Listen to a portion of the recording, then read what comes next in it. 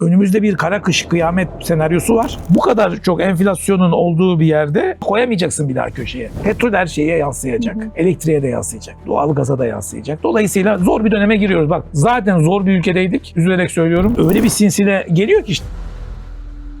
Stok mu yapalım marketten? Siz şey demiştiniz, nüfusu 600 bini geçen şehirler yaşanmaz hale gelecek. Köye dönüş yapmak mantıklı mı? Bir de mesela imarsız tarla alın, köye gidin diyorsunuz. Dünya Ekonomik Forumu diyor ki gelecekte bunlar geleceği hani bu Davos'ta falan dünya yönetenlerin oturup konuştuğu konular. İstanbul'da herkes oturamayacak. Biraz hadi gel köyümüze geri dönelim dünyasına dönecek önümüzdeki 15-20 yıl sonra. Çok merak edilen bir soru. Yılın ikinci yarısında devlet ev ve konut sahibi olalım diye kredi musluklarını açar mı? 20 kez alışveriş yaptığında bu 200 lira sıfır oluyor. Mert Başaran'ın cüzdanında ne kadar nakit var? Vallahi bugün yazsınlar bana, hatta burada da söyleyeyim, 0553 124 telefonuma. Yetişebilecek misiniz cevap? Şöyle yetişemiyorum zaten. Şöyle gece 11'den sonra yazanlara, ısrarla yazanlara cevap verebiliyorum. Geçen gün cevap verdin, telefonuna cevap vermedin. O zaman niye telefonunu veriyorsun? Açıklıyorum size. Diyorum ki ısrarla yazmanız lazım. Kimi de cama yazmış. Altın yok. Ne zaman tekrardan bir yükselişe geçer altın?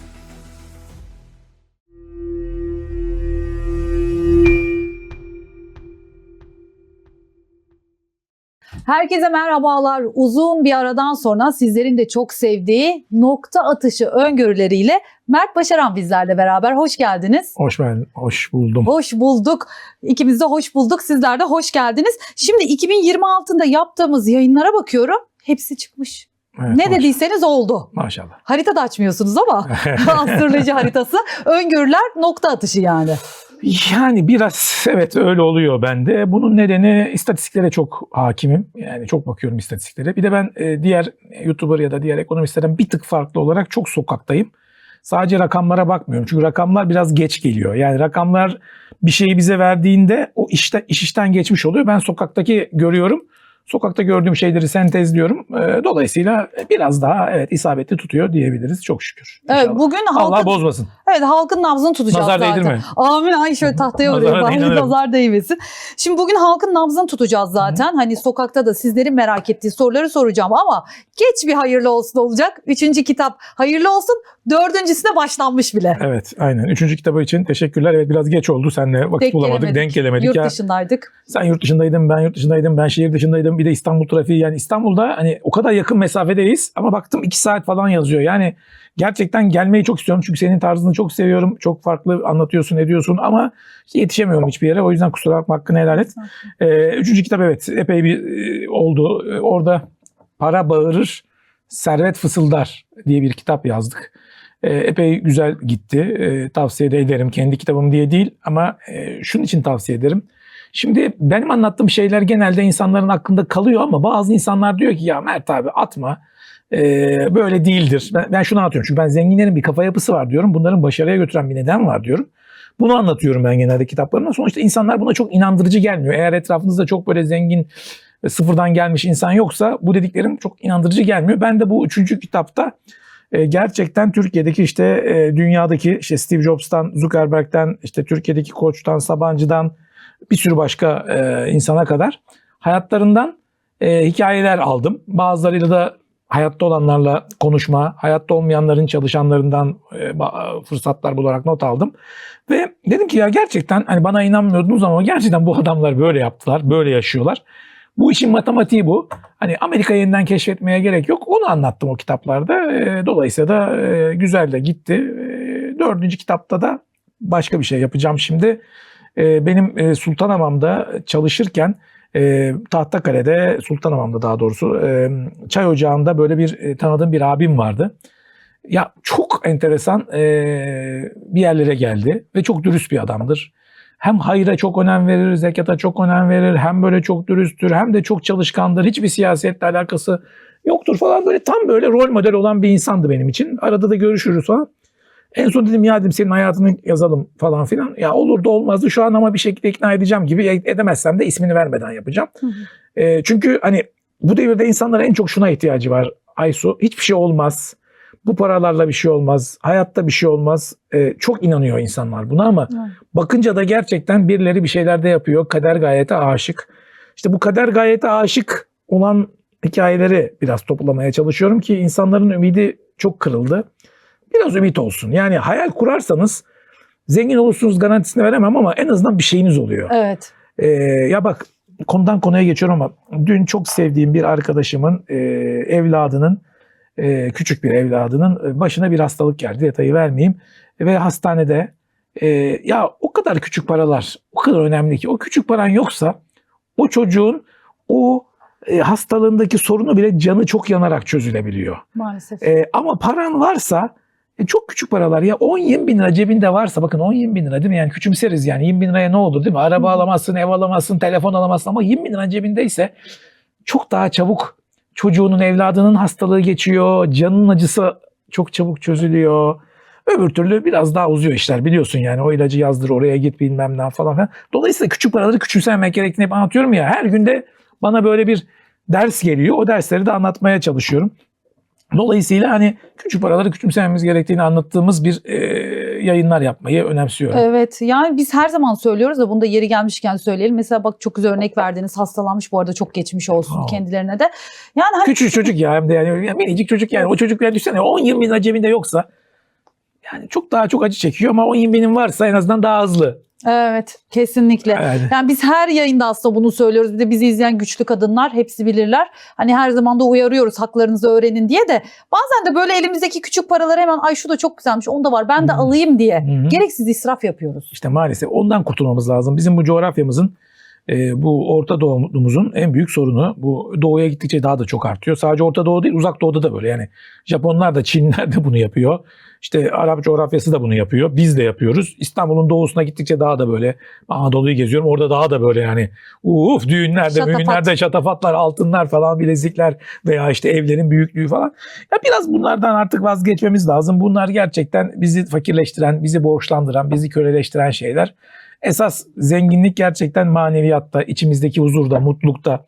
Borcun yoksa daha huzurlu oluyorsun. Belki kolunda bu kadar bilezik olmuyor, belki araban iyi marka olmuyor ama çok daha mutlu, çok daha huzurlu olabiliyorsun. Dolayısıyla biraz daha buna odaklan. Hatta dün bir Twitter'da gördüm, anket yaptım. Dedim ki, benim takipçilerim olduğu için istediğim gibi cevap çıktı. Dedim ki çok yağmurlu bir havaydı. Ben dışarı falan çıkmadım. Evde oturdum böyle. Tamam, hiçbir şey yapmadım. Böyle. Canım yapmak istemedi. Dedim ki ya ama benim arabam eski. İşte üstüm başım çok lüks değil falan filan. Dedim ya arkadaşlar, dedim hani kim zengin ya dedim. Bugün saati Rolex olup da son model Mercedes'iyle patrona bir genel müdür olarak hesap vermeye giden, 2 saatlik trafiğe giren adam mı zengin sizce? Yoksa hiçbir şey olmayan ya da az bir şeyler olup evinde bugün kahvesini, çayını içen, yağmurda dışarı çıkmıyor diyen mi zengin? Ya gerçekten zenginlik kavramımız da bence bizim Türkiye'de ve bu coğrafyada hatalı. Mesela Avrupa'da zenginlik kavramı bu kadar şey değil. Daha oradaki zenginlik adamların gerçekten daha basit yaşaması, daha mütevazi yaşaması. Sen gidiyorsun işte böyle. Yani sen de gitmediğin yer yok. Garip garip yerlere de gidiyorsun. Görüyorsun böyle.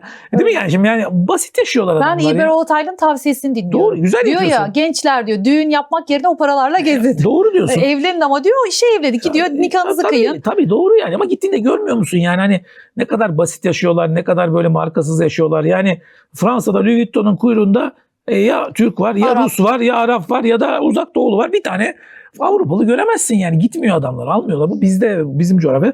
İşte bunları aşmaya çalıştırmaya toplumu elimden geldiği kadar. Çünkü gerçekten bir hastalık olduğunda o küçük paralar çok değerli. Değerli oluyor. Çok önemli. Mesela ben sizi ne zaman görsem aynı tişört, aynı saat, aynı gözlük, ayakkabıyı göremiyorsunuz, aynı ayakkabı. Evet, ayakkabı aynı. Evet, özellikle Değişmiyor ayakkabı hiç. değişmiyor. Ayakkabı böyle gerçekten o, hatta diyorum yani 3 yıl önceki televizyon programlarına bakın. Yani bir 2 tane falan böyle spor ayakkabım var. Bir tane normal ayakkabım var. Hani mokasen tarzı. Yani gerek görmüyorum yani, ne yapacağız yani, ne olacak, alacak saat işte bir tanesi, bu bir de hediye. 2 tane de saatim var. Hani yani yani Aynı telefon. telefon aynı, evet, o da değiştirmedim, aynı, evet, ondan sonra acıma. Ya ben böyle olması gerektiğini düşünüyorum. Sadelikte, minimal hayatta mutluluk olduğuna inanıyorum. Çünkü ben sadece para da değil yani. Bir şey aldığımda da o beni yoruyor. Hatta bak, bir istatistik var. Amerika'da 60 tane, bir kadının 60 tane kıyafeti varmış. 12 tanesini giyiyormuş. Yani aldıkça da giymeyeceksiniz, bak emin ol yani. Aynı şeyle dönüyoruz. Ya o yüzden de hani gerçekten bir siyah tişört, işte bir şey. Erkek için kolay zaten siyah tişört. Aynı şeyleri giyerek de çok mutlu olabilirsiniz. Çok fazla para harcamaya. Hadi aldığınız kıyafet diyelim, üzerinde bir logo olmasın, o marka olmasın da ben niye bir İtalyan adamın ismini buramda taşıyayım ya? Niye bir tane Fransız adamın, bir Hristiyanın veya da bir Yahudinin veya ne bileyim başka bir Hindu'nun Neyse işte yani markasının soyadını taşıyacağım, babasının soyadını taşıyacağım da niye mutlu olacağım yani? Onlar benim soyadımı taşısınlar Kendi ya. paramızla onların reklamını yapıyoruz. Bravo ya. Aynen. Onlar bizim reklamımızı Aynen. yapsın ya. Ne saçma değil mi? Ay, Yani? hele ben o çantalardaki logoları Ya, ayar olan ben de- tiplerden ben de. hiç sevmiyorum. O kadın çantalarında büyük büyük Evet. LV falan Ya böyle. gerek yok ya, bir de çok büyük paralar yani gerçekten bence bunlar saçmalık. Ama işte maalesef saçmalığın olduğu bir dünyadayız. Küresel sistemde bizi böyle yönlendiriyor, motive ediyor. O Instagram'ın bütün kuruluş amacı bu zaten. Daha çok tüketin, daha çok harcayın. Ama ne oluyor işte bir hastalık olduğunda, bir işsiz kaldığınızda, ben onu çok görüyorum. İnsanlar işsiz kalıyor. Ya işsiz kaldığında yazık günah ya, o çantalar veya ne bileyim o aldığınız şeyleri ısırarak yiyemiyorsunuz yani. Ya, Anlatabildim ama evet. köşedeki paran senin en azından geçimini sağlayabiliyor. Buna dikkat edelim lütfen. yani. Evet, sağlıyor gerçekten de öyle. Şimdi millet de hani altın düştü diye herkes kuyumculara akın etti. Ya ben de mesela bak yayına gelmeden önce biraz önce anlatıyordum yayından önce kuyumcuya uğradım bizim çarşıdaki. Ondan sonra var mı altın? Gram soruyorum yok. Yok. Kimi de cama yazmış altın yok. Hı-hı. Çeyrek soruyorum yok hiçbir şey. Hani kenara atayım bir iki tane dedim. Gerçekten yok mu yoksa bu stoklama mantığı mı altınları yani? Şimdi yani şöyle olabilir. Bazıları gerçekten yoktur. Çünkü satılmıştır. Senin gibi uyanıklar gitmiş almıştır. Düşük diye almıştır. Bazıları da üreticiler de düştü diye satmak istemiyordur. Yani sadece kuyumcuda değil burada suç. Yani evet kuyumcu da bunu yapıyor olabilir ama sadece kuyumcuya malı getiren aracı veya ne bileyim rafineri de belki malı çıkarmak istemiyor. Yani bir şey düştüğünde malı çıkarmak istemeyenler de vardır. Bu da gayet ticareten normal. Etiken doğru değil ama bizim çok şaşırmadığımız şeyler yani. Dolayısıyla olabilir, bizde oluyor böyle şeyler yani. Hani bir şey düşünce satmak istiyor. Dolayısıyla öyle durumlarda mecbur kalıyorsanız gidin bankadan en azından alın, eğer illa alacaksanız gram olarak alın. Sonra arttığında gidersiniz onu satarsınız, fizikiye çevirirsiniz. Hiç kaçırmaktan fırsatları daha iyidir yani. Oluyor böyle şeyler. Yani maalesef. bankada gidip bir altın hesabı açıp düşükken şimdiden almak işte 6.000 küsürdü herhalde gram o civarlarda. Evet. İlla almak istiyorsanız evet yani, çünkü öbür türlü alamıyorsun, yoksa ne yapacaksın? Sonra fiyat arttığında çok oluyor yani. Evet. Şimdi peki ne zaman tekrardan bir yükselişe geçer altın? Hani insanlar kimi de daha önceden alınca bütün paramı da altına yatırmıştım.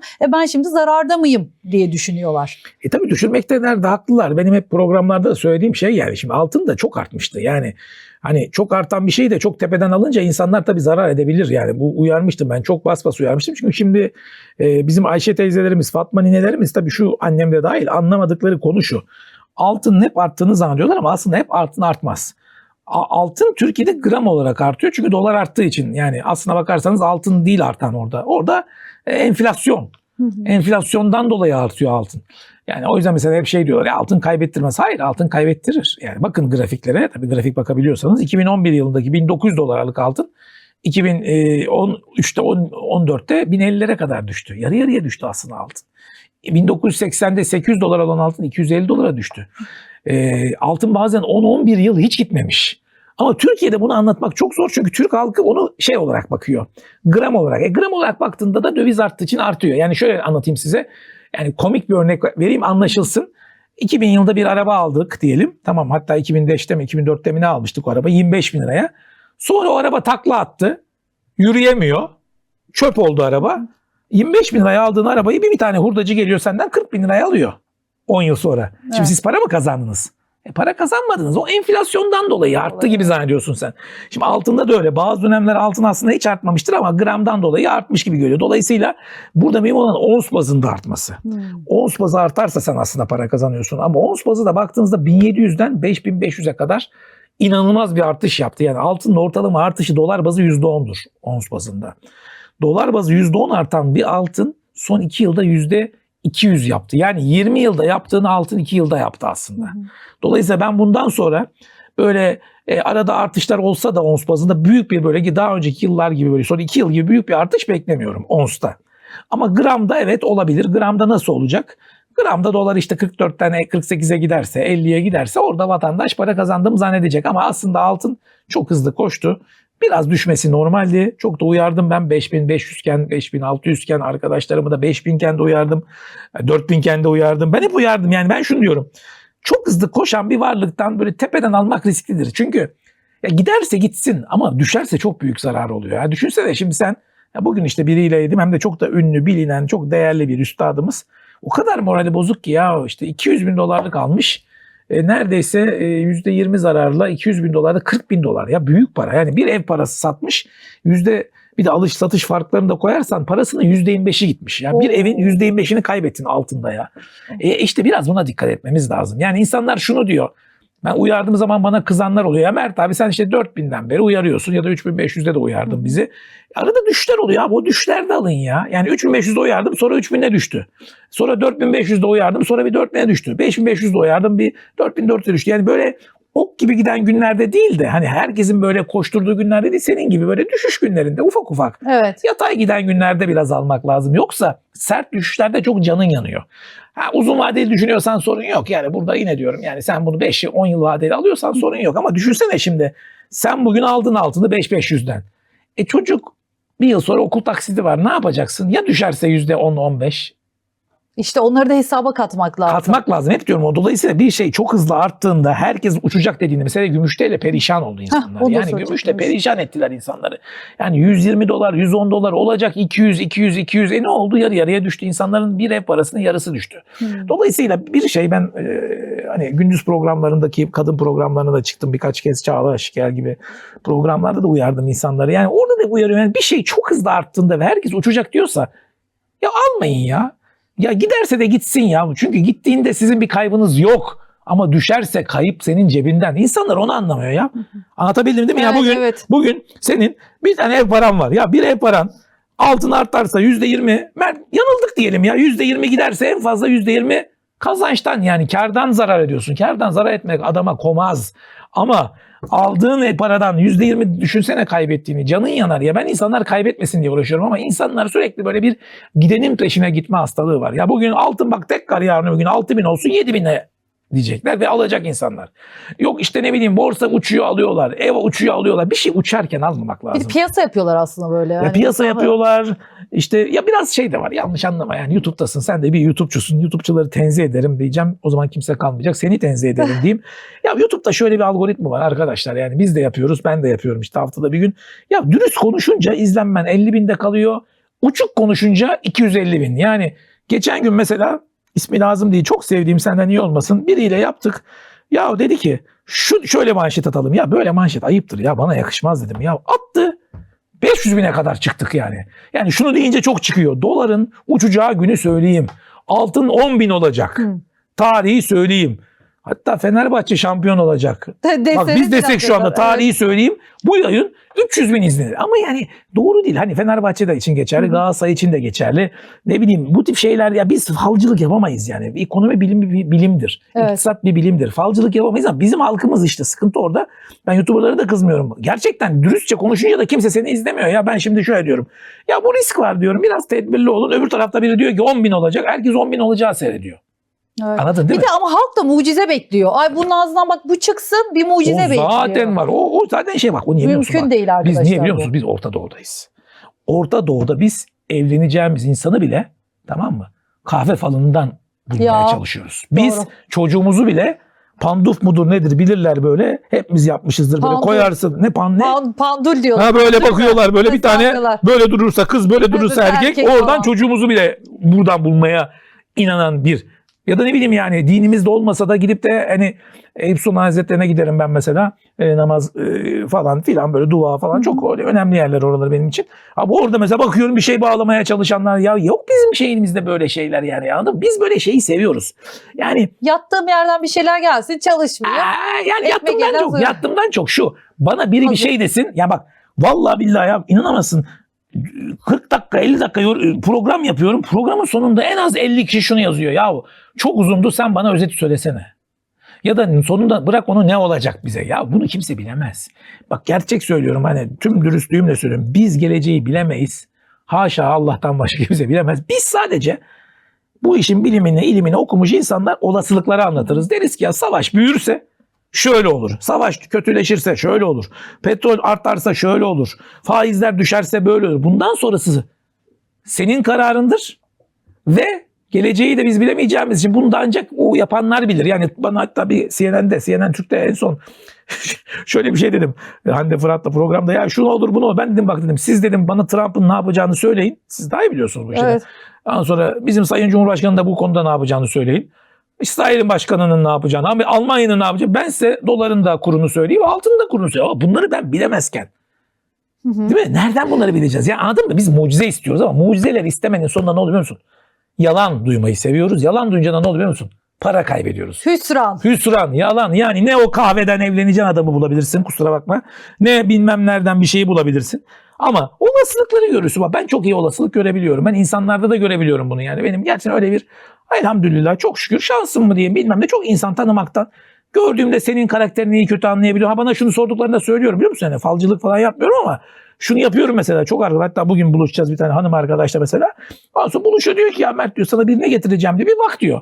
Serseri mi yoksa bir daha iyi mi diyor yani tamam mı? Yani çocuk iyi mi Gözlem diyor. yeteneği diyor Gözlem çünkü çok insan tanıdıkça insanların bir de bende disleksi var böyle ADHD diye bir rahatsızlık var böyle insanların küçük hareketlerinden anlayabiliyorum bazı detayları. Gözünün kırpışından, çantasından, el hareketinden hatta böyle hareketlerinden bile böyle hani ne düşündüğünü anlayabiliyorum ama %99 yani %100 değil yani hatalarımız bizde de var ya da %90. Ne diyorum bak bu da diyorum şu risk var diyorum çünkü şöyle konuşuyor. Bunda diyorum mesela bir tanesiyle tanıştırdı geçen böyle çocuk o arabam var böyle param var şöyle falan ama dedim kaç bundan dedim. Bak bir adam dedim ilk dakikada bunları söylüyorsa dedim ya yoktur dedim ya da başka bir şey vardır dedim. Normal adam söylemez ya hiçbir zenginle ben oturuyorum. Yani hiçbir zengin bana yatım var demiyor çünkü söylese yata geleyim mi diyeceğim tamam mı yani söyler misin yani tamam ya da benim arabam şöyle ya da bilmem ne falan gibi küçük detaylar veya kiraya verirken mesela ben onu söylerim herkese mesela kiraya vereceksiniz. Şuna verme sakın ha. Ya ben kendi işimi yapıyorum ya. Biz bu aidatı falan önemli değil. Biz bir gecede yiyoruz bu paraları. Ama kaç. Çünkü bunu diyen adam ödemeyecektir büyük ihtimal. Ödemeyeceği için umursamıyor. Ama gerçek ödeyecek adam pimpirik olur sorar. Mesela aidat ne kadardı? 9.000 lira dediniz. 9.000 değil ben internete baktım 8.930 bak bu adam helal olsun bu adam takip ediyor ödeyecek gibi küçük detaylar var ekonomi biliminde de böyle yani bizim işimiz bu detayları size söylemek bu detayların sonucunda da biraz böyle sonuca varmak anlatabildim mi demek istediğimi Şimdi yani. olasılıkları iyi okuyorum dediniz ya o zaman şuna bir bakalım şimdi bir savaş atmosferi var orası Trump her gün farklı açıklamalar yapıyor kestiremiyoruz mesela İran'a saldırıyor ona saldırıyor geçen Selman'a saldırdı. Suudi Arabistan her yere saldırıyor. Çünkü normal değil. Aynen. Çünkü narsist. Ben Trump'ın hayatını çok önceden seyretmiştim. 1980'deki hayatını daha sonraki hayatını var o paralı kanallarda seyredin. Adamın çok değişken. Bir kez adam planladığı her şeyi yapmış bakın inanılmaz. Evet. Ve gerçekten narsist ve inanıyor. Yani kendini böyle başka bir şeyle görüyor. O yüzden de yani bu tip insanlar tehlikelidir. Yani inanılmaz özgüven, yani kontrolsüz güç değildir. Ama piyasalara da yansıyor. Yansıyor. Hepimizin hayatını mahvediyor. Ne olacak o zaman? Olasılık ne görüyorsunuz yaza doğru? Bu şekilde giderse savaş atmosferi İran. Bu şekilde giderse pandemide söylediğim şeyi söylüyorum. Ben pandemide malsız kalmayın demiştim. Malda kal, hayatta kal demiştim. Hatta SP ile karışık mala bağlayın demiştim. Paranızı bir şekilde mala bağlayın demiştim. Ondan sonra yani sıkıntı şu. Şimdi Trump gibi insanların, riskli insanların olduğu bir dünyada savaşlar vesaireler küresel enflasyon yaratır. Yani altının bu kadar artması, gümüşün bu kadar artması aslında senin paranın pul olduğunu gösteriyor. Aslında senin paran Türk lirası için demiyorum bunu. Dolar dahil, euro dahil paran pul oluyor. Yani Almanya'daki bizi izleyen adamın parası pul oldu. 100.000 euron varsa sen onu çünkü Almanya'da falan insanlar bilmiyorlar öyle oraya yatırayım buraya yatırayım euro olarak tutuyor haklı olarak parasını genelde Almanlar falan filan. Adamın 100.000'lik ondan 2 yıl önce 1 kilo alabildiği altını şimdi yarısını alamayacak. Yarın öbür gün bunun petrole artışı oldu. Yarın öbür gün 1 kilo aldığın yani 1 litre aldığın benzinin yarısını alamayacaksın. Bunun yarın öbür gün domatese bibere etkisi olacak. Niye? Çünkü gübre petrolle fiyatlanıyor. Ondan sonra araba, mazot her şey ondan geldiği için her şeyi etkileyecek. Dolayısıyla bu savaşın böyle devam etmesi hatta bugün dursa bile önümüzde aynı pandemiden sonraki kadar olmasa da bir enflasyon dalgası yaratacak. Dolayısıyla mümkün olduğu kadar malınız varsa malınıza sahip çıkın. Evin varsa satmamaya çalış. Araban varsa satmamaya çalış. Arsan varsa satmamaya çalış. Altının varsa mecbur değilsen tutmaya çalış. İmkanın varsa almaya çalış. Çünkü alamayacaksın. Ticaret yapıyorsan ticarethanene mesela mobilyacıysan suntanı al koşuya koy. Ne bileyim işte telefoncuysan işte telefonu plastiğini al koy. Yani üretimciysen üretimini al. Çünkü polimer alıyorsan yani şu plastikler polimer alıyorsan al koy. Çünkü koyamayacaksın bir daha köşeye. Çünkü bu kadar çok enflasyonun olduğu bir yerde her şeye yansıyacak. Yani mazot her şeye, petrol her şeye yansıyacak. Elektriğe de yansıyacak. Doğalgaza da yansıyacak. Dolayısıyla zor bir döneme giriyoruz. Bak zaten zor bir ülkedeydik. Üzülerek söylüyorum. Hatta yine o programda hepimizin moralini bozdun demişlerdi aylar sonra. Sonra çıkardılar. Yine dediler aynı dediğin çıktı maalesef. Yani keşke moralinizi bozmasa ama. Tedbirinizi alın. Tedbirinizi alın. Tedbir alın diye söylüyorum. Evet, yani bireysel hayatlarınızda. Yani bireysel hayatlarınızda herkes tedbirini alsın. Yani ben şimdi bir saat almak istiyorsam o saat bana mecburiyetse alırım. Çünkü artacağını biliyorum. Ama mecburiyet değilse de almam, onu köşede başka yatırım aracına koyarım. Mecburiyet olan şeyleri, buzdolabınız bozulmak üzereyse alın köşeye koyun. Bozulmadıysa, bozulmayacaksa da sakın ha değiştirmeyin. Yani lüks için, israf için almayın ama bir şey zorlanıyorsa da bu ara alın. Çünkü yeni gelecek stoklar zamlı gelecek. 3 ay sonra, Onu 6 ay soracağım. sonra zamlı gelecek. Şimdi mesela Hürmüz Boğazı'nın kapanması, kahve fiyatlarının artması. Çünkü kahve gelemeyecek diyorlar mesela. Gemiyle gelen ürünler artık gelemeyecek. Sadece kahve değil, her şey. Markete gidiyorsunuz, hanımlar bilir. Sıradan bir market. Niye biz gitmiyor muyuz? Biz alışveriş Ay yapmıyoruz. yapıyorsunuz aslında. Evet. Evet, siz bakıyorsunuz ama erkekler genelde bakmıyor ya. Evet. Atıyorum 1000 liralık bir alışveriş yaptım. 2-3 gün sonra gidiyorum 1300 lira olmuş. Bakın benim arkadaşımın yağ. restoranı var. Ben restorancılara çok kızıyordum falan filan ama baktım gerçekten öyle fahişkarı kalmamış mesela o tanıdığım insanın. Yani o da mütevazi bir iş yapmaya çalışır, böyle hani sürümden kazanayım. Çünkü diyor ki ya diyor geçen aldığımız pirinç şimdi bu fiyata gelmeye başladı. Yani şimdi öyle bir sinsile geliyor ki işte yani işte petrolün artması, eskiden doların artması bahanesi vardı. Şimdi petrolün artması bahanesi var. Petrol arttı mı? Şimdi yarın bu suyu isteyeceğim senden. 10 liralık suyu bana 15'e getireceksin. Niye? Petrol arttı. İçinde petrol mü var? Hizmet işte onu getiren, Ama götüren. onu getiren, onun taşıması diyor. Yani bir kısmı gerçek. Evet. Bak, bir kısmı gerçek. Bir Bir kısmı da bahane ediliyor. Yani bunu kullananlar da var. Birileri de kullanacak Su bunları. sipariş veriyorsun eve, atıyorum 100 lira küçük şey sebil 110 lira olmuş mesela. Daha yeni aldım. İşte aynen. Evet. O dolayısıyla bunun 120 maalesef lira. bunun her şeye etkisi olacak. Yani hani arabam varsa benzin. Stok mu yapalım marketten? Şimdi stok mu yapalım? Güzel soru. Bunu böyle çok dikkatli cevap vermem lazım. YouTube iyi bir YouTuber olduğu için güzel bir soru soruyorsun. Tabii bu direkt böyle şey olur, beni linçletirsin. Tamam mı? Ondan sonra Estağfurullah. hani ben şunu dersem stokçuluğa teşvik ediyor. Market indirime girmiş. Ben stokçuluğa teşvik etmiyorum. Stokçuluk çok kötü bir şeydir. Ama ve lakin ihtiyacınız olan ürünleri de mesela ben arabamın benzinini bu dönemde mümkün olduğu kadar full tutmaya çalışıyorum. Çünkü zam geliyor.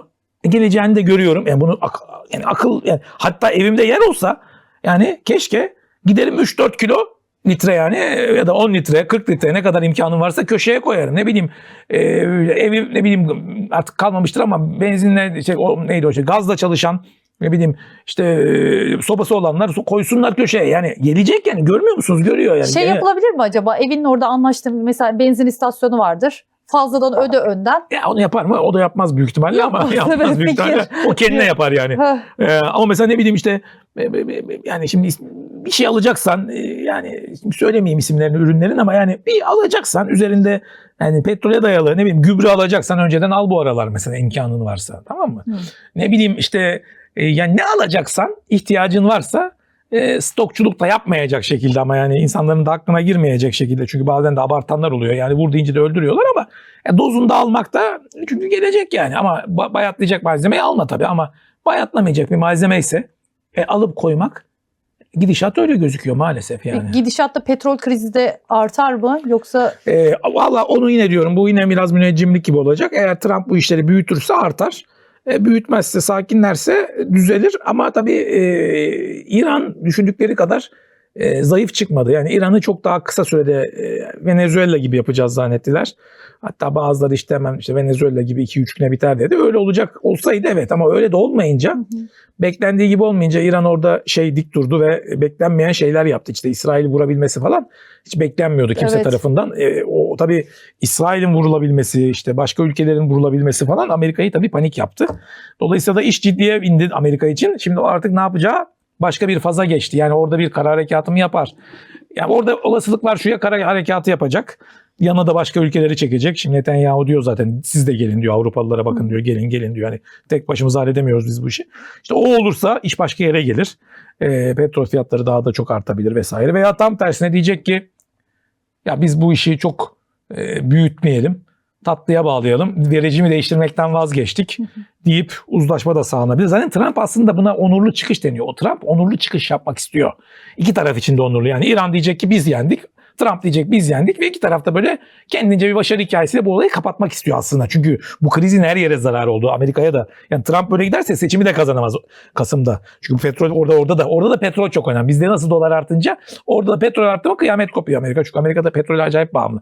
Fakat İsrail ve Netanyahu hükümeti çok fazla saldırıyor. Çok fazla Amerikan hükümetini zorluyor. Evet. İşte herhalde bu Epstein belgeleri, şunlar bunlar, artık detaylarını bilmediğimiz bir şekilde Trump da biraz böyle çekiniyor ve bunun dediğini yapmaya çalışıyor. Dolayısıyla burada 3 tane senaryo var yani. Ya olaylar büyür, ya olaylar tamamen kapanır, uzlaşılır ya da böyle kalır. İşte eğer büyürse o zaman işte 200 dolarları görebilir petrol fiyatları. O zaman tabii çok fena enflasyon, yani inanılmaz, yani çok hepimiz için kötü ve en çok etkilenecek de, bakın, en çok etkilenecek ülkelerin başında da biz geliyoruz. Niye? Çünkü biz zaten enflasyonu olan bir ülkeyiz. Tam enflasyonu düzeltmeye çalışırken başımıza bu gelmesi, yani şöyle düşün, nasıl anlatayım? Şimdi sen zayıf bir hanımsın ve varsayımsal olarak bu zayıflığından dolayı da böyle daha önce küçükken hastalıklar geçirmişsin. Sen şimdi zayıf ve bağışıklığı düşük bir hanımsan buradaki bir fırtına seni zatüre eder. Ama bense çok sağlıklıyım diyelim böyle. Bu fırtına bana çok bir şey yapmaz. Şimdi mesela Rusya bu fırtınadan faydalanıyor. Niye? Çünkü petrol üretiyor. Ona hiçbir şey olmaz. Tam tersi onun işine gelir. Ama mesela Avrupa, o yüzden Avrupa çok panikliyor.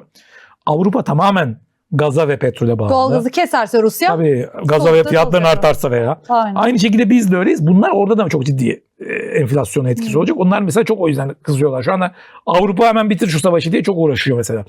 Çin aynı şekilde çok zorlanacak. Çin için zorlanacak. Bu sefer Çin'deki üretim maliyetleri artınca senin kullandığın her şey Çin'den geliyor falan filan. Amerika burada biraz etkilenecek ama %50 avantaj sağlayacak. Çünkü Amerika'da petrol bir şekilde üretiliyor falan.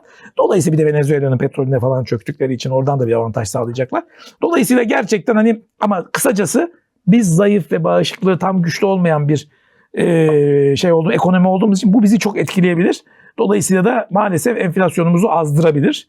Enflasyon azarsa da bu hepimizin fakirleşmesine neden olabilir. Dolayısıyla hepimizin duası, hem insani olarak bu iş inşallah biter bir an önce, hem de ekonomik olarak biter. Çünkü tam bir şeyleri düzeltmeye çalışıyorken tekrardan, yani işte kime sorsak herkes şu anda kan ağlıyor yani. Kan ağlıyor. Şimdi şeye geçeceğim, imara geçeceğim de ondan önce şunu sormak istiyorum. Son bir olasılığı da konuşalım. Şimdi dış politika uzmanları diyor ki Trump böyle çıkış yapacak, sonra bir harlanacak savaş, sonra diyorlar bir durulacak, Kasım gibi de tekrardan böyle savaş patlayacak diye böyle görüşte bulunan diyelim dış politika uzmanları var. O ara geçişte biz nerede duralım? Mesela bu olasılık olursa. Bu olasılık olursa, ben olacağını, yani inşallah olur da, hani olursa öyle bir şey, bir şekilde zaten o zaman petrol fiyatları biraz daha toparlar. Her şey biraz daha normale döner. Ama ne kadar toparlasa da yine de bir enflasyon dalgası oluşacak. Kötünün iyisi olur o zaman. Yine bak, yine mümkün olduğu kadar köşede ihtiyacımız olan şeyleri almamız lazım. Çünkü bu bir aylık fiyat artışlarının da bir fiyat artışı olacak bize. Anlatabildim mi yani? O iniş çıkışları. Tabii o iniş çıkışların, çünkü adam bugün 110 dolardan petrolü, domatesi getiriyor. 110 dolardan üretimi yapıyor. 110 dolardan ne bileyim telefonu ithal ediyor. Uçaklar 110 dolarla geliyor. Yani şu an her şey bu dolar fiyatıyla, petrol fiyatıyla geliyor. Dolayısıyla yarın düştüğünde bir kısım şeyler düşecek ama şu an üretilenler düşmeyecek. Dolayısıyla ne olursa olsun bu olay çözülse de çözülmese bunun bir etkisi olacak. Çözülmezse çok büyük etkisi olur. Çözülürse az etkisi olur ama her türlü bir enflasyon etkisi olur. O yüzden bütün bu senaryolarda mümkün olduğu kadar ihtiyacımız olan şeyleri köşeye alıp fazladan da olsa 3-5 de olsa zamsızken koyalım. Ama ihtiyaç olanları ve ihtiyacımız olmayan şeyleri de almayı durduralım. Yani önümüzde bir kara kış kıyamet senaryosu var. Allah vermez, inşallah olmaz, ama o olursa diye de hani şunu düşünüyorsanız, ben bu sene iyi bir tatile gideceğim. Bu sene o sene değil bence. Ya da ne bileyim, ben bu sene arabamı değiştireceğim ya da ben bu sene saatimi değiştireceğim, ben bu sene çantamı değiştireceğim diyorsanız, bu sene ihtiyacınız olmayan ürünler için diyorum. O sene değil. O parayı köşede tutun ki yarın öbür gün bu eviniz ısınması kolay olmayabilir. Benzin almak kolay olmayabilir. Çocuğunuzun okulun parasını vermek kolay olmayabilir. En azından bunları köşede tutun ki o kara gün için, hani ak akçe kara gün içindir. Kara gün gelebilir.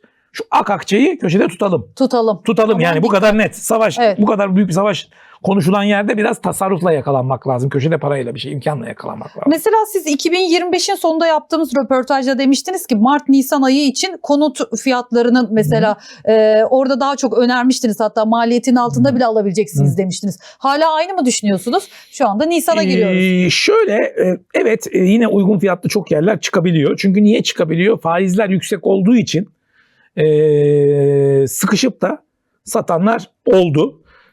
Geçen yıl konut fiyatları mesela %32 civarında arttı. Dolar %20 arttı. Dolardan fazla arttı ama banka faizinden az arttı. Dolayısıyla reel olarak bir düşüş oldu. Konutta aslında reel olarak bir düşüş oldu. Reel olarak. Bak, nominalle reel arasında fark var. Nominal demek şu demek. Yani geçen sene 100 lira olan şey 130 oluyorsa Bu nominal olarak artmış demektir. Ama enflasyon %50 ise aslında reel olarak düştü demektir. Özellikle altın sahibi olanlar çok güzel fırsatlar yakalıyor şu anda. Niye? Geçen sene 1700 dolara aldığın altın 4500-5000'i gördü. Paran 3'e katladı ama aynı ev 3'e katlamadı. Ben bir sürü insan görüyorum. Mantıklı. Bir sürü insan görüyorum şu anda bana şey diyorlar. Ya diyorlar hani hayaldi gerçek oldu. Ben geçen sene 1,5 milyonum vardı. Ev alamıyordum. Şimdi o param 5 milyon oldu. Aynı evi alabiliyorum neredeyse. Alamadığı evleri alabiliyor insanlar. Dolayısıyla konutta bu dönemde bir fırsat oluştu. Yaklaşık bir 2-3 aydır bir fırsat oluştu. Niye? Tekrar söylüyorum. Çünkü altını arttı ama ev o kadar artmadı. Yani geçen sene 3 milyonluk ev 10 milyon olmadı. Olmadı. 3 milyonluk ev 3,5-4 oldu ama altını 3 milyonluk altın 9 milyon oldu. Dolayısıyla alamayan insanların şu an bir alma şansı oldu.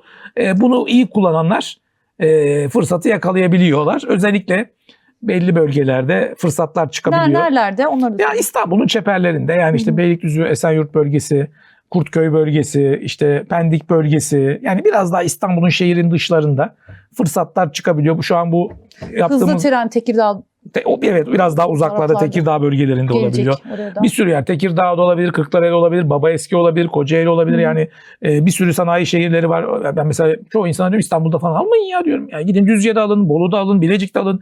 Peynir ekmek gibi kiraya veriyorsunuz. Oralarda çok öğrenci şehirleri var, Evet. fabrikalar var, sanayiler var. Yani illa İstanbul'da alacaksınız diye bir şey yok. İstanbul'da gücünüz yetmeyebilir ama o bölgelerde artış da daha fazla oluyor çünkü ondan sonra. Bir de şey var mesela şu an bulunduğumuz yer bizim Metro City'nin olduğu yer. Şu an üst katımız bizim 20 milyon lira. Tamam mı? Ama arkada mesela Metro City'nin aşağısında Gülbağ var, Gültepe var. Buralarda 1,5-2 milyon liralara evler var. Eski, kötü, köhne ama yıkılıyor, kentsele giriyor. Bu tip evlerden alabilirsiniz mesela imkanınız varsa. Vallahi Gücünüz İstanbul'da yeter. geçen bir arkadaş 850 bin liraya çok güzel bir toprak almış. Tabii alırsınız. Bu Gümüşdere köy taraflarında Geçenlerde yakalamış. Geçenlerde yine aynı şekilde 650 bin liraya mesela Esenyurt'ta daire alan oldu. 650 bin lira yani. 400 bin liraya dün internette hatta paylaştım hemen biri aldı. 400 bin liraya Çorlu'da dükkan çıktı. Çıkıyor yani. Çıkıyor. Yani aramaya baktıktan sonra bulmaya baktıktan sonra 400 bine de var, 500'e de var, 1 milyona da var, 1,5. Ha tabii böyle sizin baktığınızda böyle hayalinizdeki gibi değil ya. İstanbul'un Mecidiyeköy'de bile var diyorum. Hatta ben bir programda iddia ettiler. Ben de 1 milyon 200 bin liraya yerler var dedim. Olmaz öyle şey dediler. Açtım hemen sarı sayfayı al dedim var dedim. Var, Canlı yayında çıkıyor. yani çıkıyor. Çıkıyor. Ama sorun o. Ondan sonra işte yan çiziyorlar. Bu ev mi ya bu sayılmaz. Niye sayılmaz? Bodrum katmış. Ama paramız da bu kadar yani. Hani biraz da gerçekçi olmak lazım. Orası bir kentsel dönüşüme girse. Bir girerse ya da orada da oturan birileri var. Parası ona yetiyor insanların. Ya Bodrum katta hiç oturan yok mu? Yani illa manzaralı herkes. Yani biraz şeye bakmak lazım. Böyle dönemlerde hep onu anlatıyorum. Hatta bugün biri teşekkür mesajı yazmış. Birazdan Twitter'dan ve Instagram'dan onu da paylaşacağım. Şey demiş ya sen bizi cesaretlendiriyorsun Mert abi. Senin sayende diyor. Mesela diyor ben diyor işte 300 bin liraya gittim diyor. Tekirdağ tarafından krediyle yer aldım diyor. O yer 600-700 oldu diyor. Sattım diyor. Onunla diyor başka bir şey aldım. Yani sen olmasaydın ben bu cesareti bulamazdım diyor. Çünkü bize sadece şey öğretiliyor diyor. Yani oturacağın evi alman lazım. Aynen öyle. Yok işte güvenlik olacak, fitness olacak, manzarası olacak, şu olacak. Bunlar zaten 10 milyon liraya. Bunları nasıl alacaksınız? Alamazsınız. Kimse alamıyor kolay kolay yani. Mesela Hiçbir zengin de hemen böyle başlamamış hayata bu arada. Yani. evet. O zenginlerin hayatları da benim şimdi 4. kitapta onu alacağım. Çay ocağından başladı adam yani. Çay ocağından yan çay ocağına geçti. Öbür çay ocağından öbür dükkana geçti. O dükkandan dükkanı aldı. Sonra gitti bilmem ne yaptı. Böyle ilerliyor. Kimse İlk okuyacak olan benim arkadaşım. Çok İnşallah. merak ettim. Yani hayat böyle bir şey yani. Bir anda olmuyor. Bizim şunu öğrenmemiz lazım. Özellikle bizi dinleyenlerin küçük yatırımcının ve böyle küçük yatırımcı derken hani imkanı sınırlı yatırımcının gücünü yettiğini alacaksın. Enflasyonist ülkelerde ilk önce gücünün yettiğini alacaksın. Bugün gücünün yettiğini alamazsan yarın hiç alamıyorsun. Ama gücünün yettiğini alırsan o prim yapıyor. Hı hı. Ya ben Beşiktaş'ta hep onu anlatırım. Yıllar önce 180 bin liraya camı olmayan ev aldım. Herkes dalga geçti camı yok diye. Ya Bodrum kat eksi ya eksi kot eksi 2 falan yani hani. Ama çok şükür acayip güzel kira getirdi. Ondan sonra da orasını satıp daha güzel üzerine para koyup başka bir yer alabildim. Ama onu almayaydım. O para 50 bin liraydı. Bugün en fazla belki işte 180 de değil 50 bin almıştım. Bak şimdi hatırlıyorum 50 bin liraydı. O 50 bin lira bugün belki en fazla 200 bin lira olacaktı. 250 bin lira olacaktı. Ama şimdi o para erimiş olacaktı. Yani para nasıl eriyor anlatabildim değil mi? Yani mal alınca en azından enflasyondan kendini koruyorsun. Mal bedeli enflasyonla kurtarabilirsin ama nakit tutarsan parayı eritiyorsun. Eritiyorsun. Mesela siz şey demiştiniz, nüfusu 600 bini geçen şehirler yaşanmaz hale gelecek. Köye dönüş yapmak mantıklı mı? Bir de mesela imarsız tarla alın, köye gidin diyorsunuz. Doğru mu bu imarsız tarla almak? Şöyle diyorum. Tam onu demiyorum. Şöyle diyorum. Bunu ben demiyorum daha doğrusu. Dünya Sağlık Örgütü ve Dünya Ekonomik Forumu diyor ki gelecekte bunlar geleceği hani bu Davos'ta falan dünya yönetenlerin oturup konuştuğu konular. Bunu ben konuşmuyorum. Onlar diyor. Gelecekte diyor büyük şehirler yaşanmaz hale gelecek diyor ve mecburen insanlar diğer şehirlere geçecek. Zaten Sayın Cumhurbaşkanımızın da ve Maliye Bakanlığımızın da devletimizin de yaptığı projelere bakarsanız açıkladılar. Bir sürü şehire teşvik verdiler. Yani artık şöyle bir şey gözüküyor artık. Yani İstanbul'da herkes oturamayacak. Bir kısmı oturmak istemediğinden oturamayacak. Bir kısmı imkansızlıktan. Yani mesela ben haftanın 3-4 günü İstanbul dışındayım ve çok mutluyum. İstanbul'a geldiğimde mutsuz oluyorum. Dolayısıyla bir sürü insan benim gibi nedenlerle gidecek. Bir kısmı da gerçekten geçinemediği nedenlerle. Nerelere gidiyor işte insanlar? Yeni başka bölgelere gidiyor. İşte Bilecik'e gidiyor, Sakarya'ya gidiyor, Kayseri'ye gidiyor, Antep'e gidiyor, Ege'deki şehirlere gidiyor. Dolayısıyla Tekirdağ'a gidiyor, işte Balıkesir'e gidiyor. İşte bu tip şehirlere gidiyor. Dolayısıyla artık gelecek yaşam oralarda olacak. Bunun da çözümü nedir? İmkanınız varsa, paranız da sınırlıysa gidip diyorum biraz gelecek için 5-10 yıl vadeli 2 şey yapabilirsiniz. İmar çeperlerinde, hep söylüyorum imar çeperlerinde yatırımlık toprak alın. Nasıl bulunur isteyenler benim telefonum internette var. İnternetten yazsınlar bana. Hatta burada da söyleyeyim 0553 124 49 21 0553 124 49 21. Yetişebilecek misiniz canım? Şöyle yetişemiyorum zaten. Yetişemiyorum. Şöyle gece 11'den sonra yazanlara ve ısrarla yazanlara cevap verebiliyorum. Çünkü günde 1000 kişi yazıyor. Benim telefonum açık çünkü herkese. 1000 kişinin içinden sadece 5-10 kişi görüyorum ama her akşam yazanlar ısrarla buluyor beni. Yani bak orada da azim önemli. Yani bu gece yazdım cevap vermedin. Yazdım cevap veremem yani. Bu gece öyle yemekteyim. İnsan yetişemez. Şey düşer. Ne diyorsunuz öyle deyince? Niye cevap Göremiyorum. Ama bazı şunu yazıyor. Geçen gün cevap verdin, telefonuna cevap vermedin. O zaman niye telefonunu veriyorsun? Açıklıyorum size. Diyorum ki ısrarla yazmanız lazım. Yani bedava peynir fare kapanında olur. Sen bana ısrarla ulaş ki ben senin ciddiyetini anlayayım. Yani adam bana bir kez yazmış, bir daha da yazmıyor. Yazdım, küstüm sana yazmıyor. Yazmazsan ne yapayım yani? Ama bazıları da var. Bazıları yok, engellemiyorum kimseyi. Ama hakaret etmeyenleri engellemiyorum. Ama mesela bugün bir yerde bir öğlen yemeğindeydim. Dedim öğlen yemeğindeydim. Atlamış 20 kişi gelmiş mesela benimle yemek yemeye. Tabii Ataşehir'de bir restorandayım dedim. Geldiler yemek yedik oturduk. Yani eğer niyetin varsa yakalarsın, ulaşırsın. Ben telefonu verdim. Bundan sonrası senin şeyin. Her gün yazarsan gece 23'ten sonra bak gündüzleri görmüyorum telefonlarımı ben. Çünkü hep toplantılar bir şey ama gece 1'de 1.30'da cevap. Orada sana şey yolluyorum ben. Örnek. Nasıl yerler almanız gerekir? Hani böyle imar çeperi ne demek örnek yollayacağım. 4-5 tane en çok kazandırmış yer örneklerini yolluyorum. Bugüne kadar en çok kazandıran yer. Böyle imar çeperi yer. İmkanınız varsa öyle yerler alın diyorum. Ha öyle bir şey alacak imkanınız yoksa. Çünkü öyle yerler çok ucuz olmuyor. İşte 1 milyon, 1,5 milyon TL'den aşağı öyle kolay kolay çıkmıyor. O zaman da 100-200 bin liranız varsa da hiçbir şey bilmiyorsanız diyorum. O biraz daha uzun vadeli. Çocuklarınız, çoluğunuz için tarım toprağı alın. Çünkü emin ol o biraz daha uzun vadede. Bu diyecek kaçacak herkes ona. 15-20 yıl sonra şu konuşulacak böyle. Yani nasıl şimdi mesela Bağdat Caddesi'nde veya Etiler'de bir tane dükkanım var çalışmadan yaşıyorum diyenler duyuyorsunuz. Şey diye konuşulanlar duyacaksınız. Ya bir tane deli bir tane adam vardı Mert Başaran diye. Zamanında onu benim babamlar dinlemiş. Gitmiş işte Kayseri'nin ya da ne bileyim işte Konya'nın ya da ne bileyim işte Anadolu'nun bir yerinde ya da Diyarbakır'ın işte Urfa'nın bir yerinde bir tane tarım toprağı almış. 2 dönüm. O zaman bir tane bilezik parasına. Şimdi oradan giren elmalarla, oradan gelen avokadolarla, oradan gelen sarımsakla ben çalışmadan yaşıyorum diyecek. Bunu yapan var ama benim bildiğim bak tarım doktorlar. çok değerlenecek. Evet, tarım çok değerlenecek. İnsanlar şu an farkında değiller. Gelecekte tarım o kadar değerli olacak ki o beğenmeyen, küçümsenen tarım toprakları hayat kurtaracak. Dolayısıyla küçük paran varsa onu daha uzun vadeli o çünkü. 100-200 bin liralara bulabilirsiniz. Ondan sonra eğer biraz daha paranız varsa da böyle imar çeperi yerleri alacaksın, atacaksın köşeye. Çünkü gelecekte oralarda yaşam olacak. Yani bir sürü insan artık gidiyor abi. Yani yaşayamazsın yani. Sen şu anda yani İstanbul'da 25-30 bin lirayla nasıl geçineceksin? 40 bin lirayla nasıl geçineceksin? Zor, çok. Dolayısıyla ne oluyor? Sanayicilerden görüyorum ben bunu. Sanayiciler fabrikaları oraya taşıyorlar. Büyük şirketler oralara gidiyor. Devlet teşvikleri oraya veriyor. İşçi maaşı falan onlar da onu düşünüyor. Orada onu düşünüyor. Bir de oralar teşvik de veriyor devlet. Evet. Bir de oradaki insanlar küçük parayla çok rahat yaşadıkları için buraya göre mutlu oluyorlar. Yani şimdi sen İstanbul'da birine 35 bin lira vererek çalıştırmak tekstilci olsan Esenler'de 30 bin lira kira 2+1. Aynen ama orada mesela diyor ki 35-40 bin lira alıyorum ama diyor. Burada diyor bir şekilde 8 bin lira kiram var çok şükür yaşayabiliyorum diyor.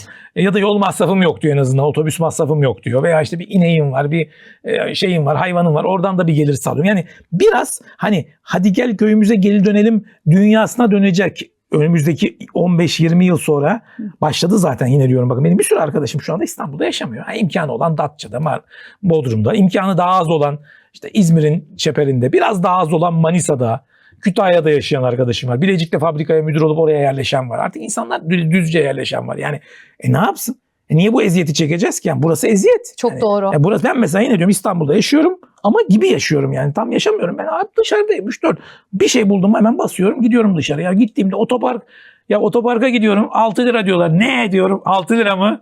6 lira ya, var mı öyle bir para diyorum. Ay, abi diyorum şaka yani. gibi küçük O kadar yerde. küçük Burada şeyler 1000 öyle. lira. Yani, tabii. Valesi bilmem Abi, nesi. İnanılmaz yani. Burada 400 lira diyorlar, 500 lira diyor, 600 lira. Çorba içiyorsun orada mesela yani. Başka herkes birbirine selam veriyor böyle. Ben diyorum beni tanıyorlar da mı veriyorlar? Yok abi diyor, burada diyor herkes birbirine selam veriyor. O kadar güzel ki böyle. Yani gidiyorum Balıkesir'e, oraya buraya. Yemekler lezzetli, hayat ucuz. Dolayısıyla hani biraz daha o noktaya dönecek gibi dünya, Türkiye'de oraya dönecek gibi. Zaten Almanya'da falan biraz daha böyle işte farklı şehirlerde yaşıyor insanlar. Herkes aynı yerde yaşamıyor.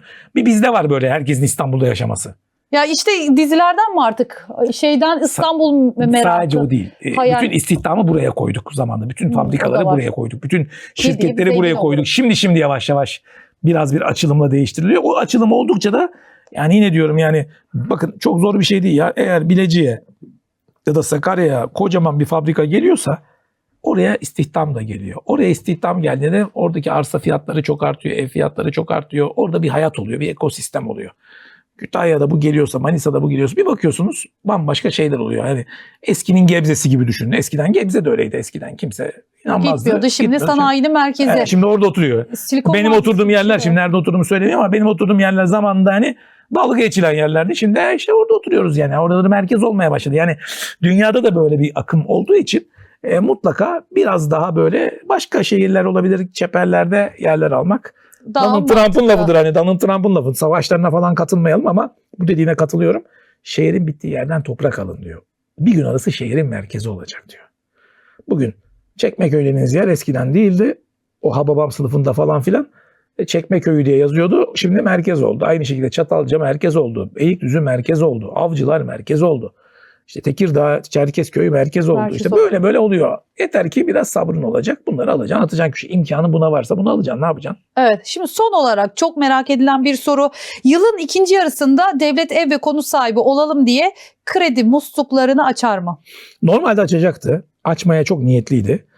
Fakat bu olay onu da etkiledi. İşte faizler düşseydi ki düşüyordu. Faizler düşecekti ve bu inecekti. Faizler düştükçe faizler inecek konut. Fakat bu savaş bunu da etkiledi. Dolayısıyla kolay değil. Yani orada biraz elimiz zorlaştı. Ama o olmasa da şu savaş bittiğinde, durulduğunda seçimden önce bence mutlaka orada bir musluklar açılacak. Yani seçim öncesinde 2027'de 2027 sonuna doğru hem Türk borsasında acayip güzel yukarı hareketler hem de konut ve arazi piyasasında yukarı hareketler görebileceğiz gibi düşünüyor. Çünkü bütün iktidarlar, yine istatistik konuşuyorum, programın başında anlattığım gibi gelecekten fal hareketi yapmıyoruz. Haritaya bakmıyorum ama istatistik şunu diyor. Her şey istatistiktir. Diyor ki iktidarlar, Trump dahil, seçimlerden önce faizleri düşürür, borsaları yükseltir ki oy alsın. Faizler yüksek olursa iktidar partileri hiçbir yerde çok oy kazanamazlar. Dolayısıyla Türkiye'de bir demokrasi olan bir ülke olduğu için her zaman yapılan şey şu olacak. Ona seçim ekonomisi diyenler de var. Ama orada faizler düşecek. Senin araba alışın rahatlayacak. Araba alıyorum diye sevineceksin. Borsadaki hissen artacak. Borsa artıyor diye sevineceksin. Aldığın ev artacak. Arsan artacak. Böyle bir talep oluşacak. Sen de diyeceksin ki çok şükür ya ekonomi düzelmeye başladı diyeceksin. Ve genelde iktidar partisine doğru yöneleceksin diye teori budur. Dolayısıyla bunu yapmak ister. Trump da bu yüzden Fed'in başkanıyla kavga ediyor devamlı. Şu faizleri düşür, faizleri düşür diyor. Yani faiz düştüğünde bunlar olur. Ama faiz yüksek olursa araban satılmıyor, evin satılmıyor. Patronun maaşını yatırmıyor. Sen de diyorsun ki ben oy vermem diyorsun. Dolayısıyla istatistik bunu söylüyor. Ben bunun olma ihtimalini yüksek görüyorum. Bu olursa da işte bu dönemlerde alanlar para kazanacak gibi gözüküyor. Evet ve de şunla bitirelim. Şimdi siz nakitte durmayın diyorsunuz. Altın da tamamen yatırım aracı değilse, borsa da çöküyor, Bitcoin de gitti. Ne yapalım? Nasıl bir yatırım paketi yapalım? Bir sepet yapıp bitirelim. Bir kez mutlaka sepet yapmanız lazım. Niye sepet yapmanız? Yani altın her zaman iyi bir yatırımdır bu arada. Yani altın kötü. En iyisidir. Altın yani özellikle o finansal okuryazarlığı olmayan için en iyisidir. Niye? Şimdi borsa çok karlıdır, çok iyidir ama borsada endeks arttığında herkes para kazanmaz. Borsada iyi olanlar kazanır. Ama altının şöyle bir güzelliği vardır. Altında Ayşe teyze de aynı kazanıyor. Amerika'nın en zengin adamı da Warren Buffett da aynı kazanıyor. Türkiye'deki kuyumcu da aynı kazanıyor. Çünkü altın arttı mı aynı oranda artıyor. Hani şey yok, bu altın %80 arttı, senin altının %20 arttı diye bir şey yok. Altında öyle bir adalet var. Altın adildir. Borsa öyle değil ama borsa %60 artar, bir hisse %200 artar, bir hisse %10. O yüzden hiçbir şey bilmiyorsanız yine köşede küçük küçük böyle düşüş dönemlerinde altını köşeye, realizasyon dönemlerinde ama öyle 5500'lerde değil, böyle dönemlerde küçük küçük altın koyabilirsiniz. Aynı şekilde bence hala para piyasası fonları iyi. PP para piyasası fonu burada faize endeksli bunlar. Faiz hassasiyeti olanlar için de İslami bankacılıkta kira sertifikaları var. Bunlar böyle daha kısa vadeli. Böyle paranızın erimesini engelliyor. Enflasyona karşı sizi savaştırıyor. Yani bugün ben mesela 2 ay için altın almaktan korkarım. Demin programın başında anlattım. Bir %25 düşerse sıkıntı. Ama para piyasası fonu aldım mı her ay %3, %3,5 bir para gelir. Akmasa da damlar. Enflasyon en azından şey yaparsanız. Bu iyidir. Fonlara bir bakın. Para piyasası fonu veya İslami bankacılıkta kira sertifikaları var. Ona bakın, öyle fonlar var. Bunlardan bence kısa vadeli olması için olur. Borsayı biliyorsanız, bilenler için söylüyorum, endeks fonları. Şu an borsa savaştan dolayı güzel yerlere doğru geliyor. Orada biraz güzel yerlerden 12.500 civarından böyle alıp köşeye atılabilir. İşte savaş biterse havacılık sektörü iyi olabilir, turizm sektörü iyi olabilir. Bunlarla ilgili şirketleri biraz takip edebilirsiniz. Burada bir takip yapabilirsiniz. Burada ciddi bir potansiyel olabilir. Uzun vade içinse, orta ve uzun vade içinse bu dönemi konut ve arsa almak için değerlendirmenizi tavsiye ederim. Çünkü yine diyorum, bir yıl sonra çimentonun maliyeti artmış olacak, demirin maliyeti artmış olacak, onun maliyeti, bunun maliyeti artmış olacak. Bu krizin konut ve diğer yatırım araçlarına etkisi olacağı için almak daha zorlaşacak. Şu an faizler yüksekken, herkes alamıyorken, altında 3'e katlamışken, yine diyorum yani altın 3'e katlamış. 1,5 milyon ne olmuş? 4,5 milyon. Altından dolayı son 2 yılda. Evde 1,5'ken ya da işte 3'ken anca 4 almış. Bu fırsatı değerlendir kardeşim. Al, koy cebe. Altı köşeye imkanın varsa. Unutmayın bunu. Evet, unutmayın bunu. Not alın. Ya bunu yapmayan 5 yıl sonra kafayı vurur. 5 yıl sonra kafayı vurur. Niye? Çünkü bu her zaman olan bir şey değil. Çok nadir olan bir şey. Yani böyle kuyruklu yıldızın gelmesi gibi bir şey yani. Altın 3'e katladı dolar bazı ama ev fiyatları öyle olmadı. Bu bir fırsat. İhtiyacı olan için ama diyorum. Ama ihtiyacınız yoksa daha çok konut değil de biraz daha ev değil, arsa, imar çeperi. Bir de şu kentsel dönüşüm işini yabana atmayın. Çok güzel fırsatlar çıkıyor. Yani herkes sıfır almak istiyor. İşte benim annemin evi vardı mesela. Bu yenileniyor yani. Yıllar sonra yenileniyor. Bu hayalde gerçek oldu yine bizim için yani. Çünkü Bakırköy'ün göbeğinde bir evimiz vardı. Oturmak çok zordu. Çok eskileşmişti. Şimdi yenileniyor. Burada da çok büyük fırsatlar var. Bakırköy'de, Küçükçekmece'de, Büyükçekmece'de, Bahçeli Evler'de, Maltepe'de. Bakın arsası büyük. Ondan sonra evlerde devlet acayip teşvikler verdi. Ben yıllardan beri bağırıyorum. Dilimde tüy bitti. En çok parayı onlar kazandı arsadan sonra. Ya adam almış 300 bin liraya ev, yenileniyor, sıfır ev oluyor ya. Satarsan çok iyi para kazanırsın, satmasan da sıfır evde oturursun. Fındıkzade'de bile bir sürü yer başladı değişmeye ki en zor değişen yerlerdir. Beşiktaş, Gayrettepe'ye bakın, her yer şantiye. Yani Türkiye aslında, özellikle İstanbul, bir şantiyeye dönüyor. Dolayısıyla bu evler yenileniyorsa senin yapacağın şey nedir? Paran eskiye yetiyorsa eskiyi alacaksın. Bekleyeceksin, kulağın üzerine yatacaksın. Yenine. O zamanlar bana çok kızıyorlardı, dalga geçiyorlardı, işte hiçbir şey olmaz falan filan. Gördüler şimdi, herkes eski evlerin nasıl değerlendiğini gördü. Eski evler çoğu yerde yeni evi geçmeye başladı. Ya bunu da iyi değerlendirin. Şimdi siz unuttunuz ama ben hatırlatayım. Diyeceksiniz ki şimdi iyi ki hatırlattın kapatırken. Şimdi ilkokullarda okur yazarlık değil mi? Evet. Yayından önce konuşuyorduk. Çok önemli bir, şimdi güzel bir haberimiz var. Evet, çok mutlu oldum. Çok mutlu oldum. İlk defa ben yıllardan beri bunu çok uğraşıyordum. Hep diyordum ki Ekonomi Bakanlığı dünyada var. Finansal okuryazarlığı okula, derslere soksun. Ben çünkü 2 tane kitap, çocuk kitabı yazdım, çizgi. Varsa çocuklarınız 7-8 yaşlarında mutlaka alsın. Sihirli Kumbara, Sihirli Limonata. Çizgi, çocuk kitabı.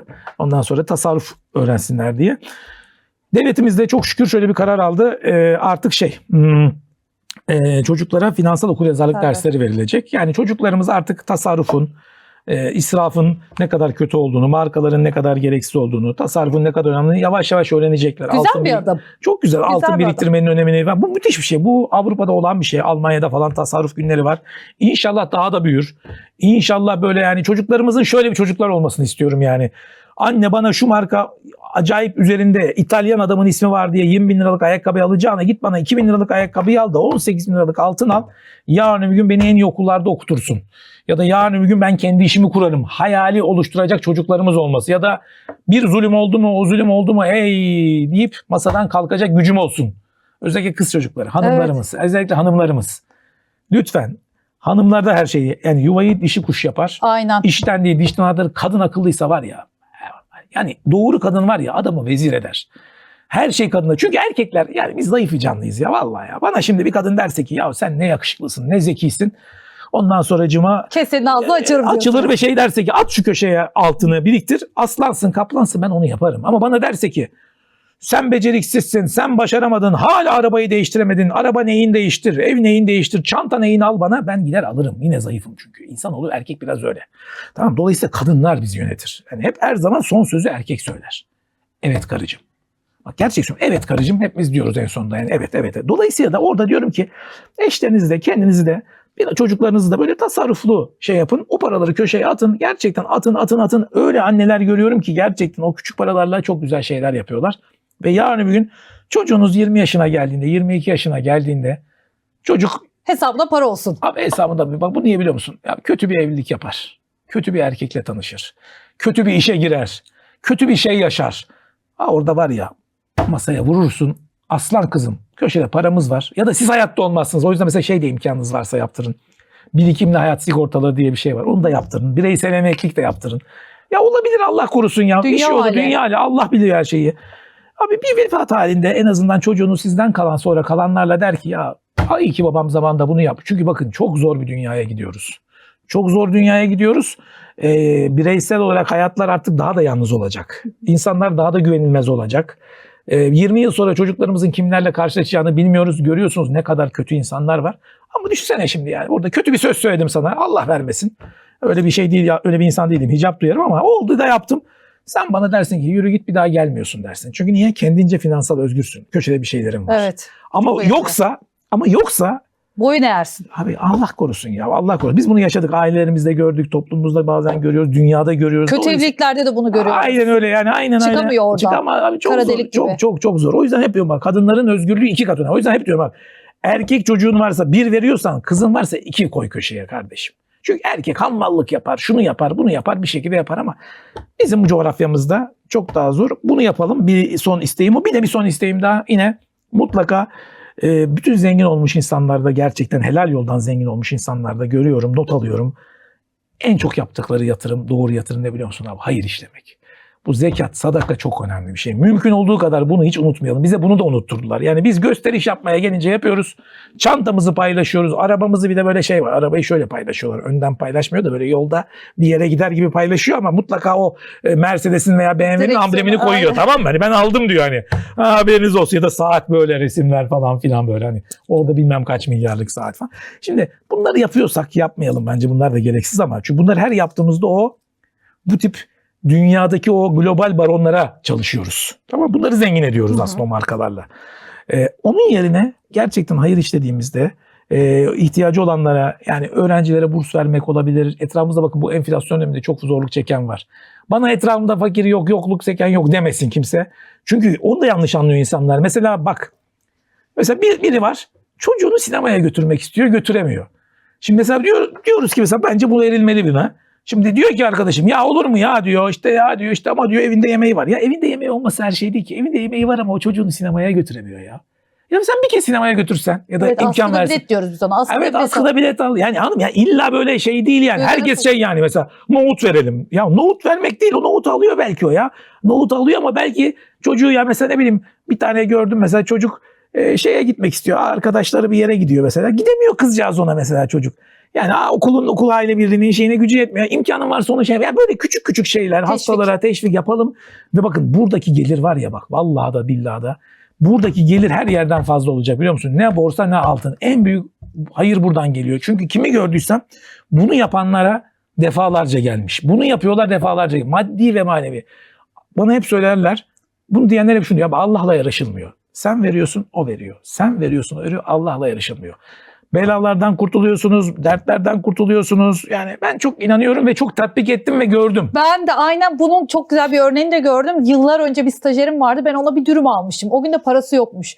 Şimdi çok iyi bir konumda bir işim düşmüştü. O çıktı karşıma. Ya Ya dedi sen bana yıllar önce stajyerken dedi TV'de dedi bana döner almıştım. Ben onu hala bak, unutamıyorum iyi dedi. olmaktan zarar gelmez. 100 lira da harçlık vermişim ama hatırlamıyorum. Bak, iyi Unuttum. olmaktan zarar gelmez arkadaşlar. İyi olunca bak, o insan nankörlük yapsa Allah size onu Şu anda karşınıza çok iyi bir getiriyor. konumda. O kendini Bir de bak biliyor. düşün ya, düşünebiliyor musun? Ya sen şimdi düşünsene, mesela birine burs verdin, okuttun, o çocuk doktor oldu. Hastanede o çocuk sene yani neler yapar yarın öbür gün, anlatabildim mi? Yani bunlara çok önem verelim ama bunu sadece yine diyorum, bu belli karşılık diye değil.